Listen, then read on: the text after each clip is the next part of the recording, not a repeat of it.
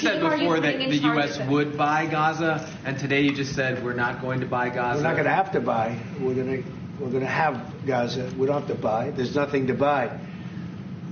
We will have Gaza. What does that mean? No reason to buy.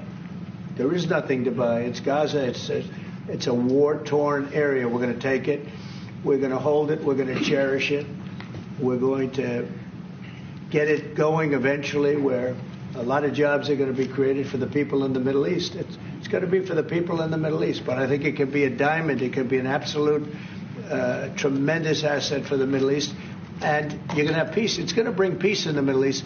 Gaza, the way it is right now, every 10 years you're going to have the same thing happening. I've watched it so long, all the death and destruction of Gaza.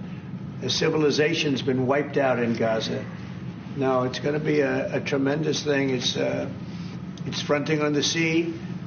It's going to be a great economic development job. It's going to put people to work, a lot of people to work, and those people are all going to be from the Middle East. And just to follow up with one on that for King Abdullah, can you clarify again, sir, how do you feel about the U.S. taking Gaza, as the president said? Well, again, this is something that we, as Arabs, will be coming to the United States with something that we're going to talk about later to discuss all these options. And Mr. President, take it under what authority? It is sovereign territory. Under the U.S. authority. And Mr. President, would you seek to personally develop property in Gaza after this happens? No. I've had a great career in real estate. Mr. President, what will your team... You know, when you've done what I've done in the last number of years, including the 4 years that we should have been doing something else, frankly, because people see that now for sure. But when you've done what I've done, you can just do more good for people when you're president. When you're president, we can do things. This is all things that should have been done, but actually things that shouldn't have had to be done. Gaza, absolutely, it would have been so great if the Biden administration would have started this.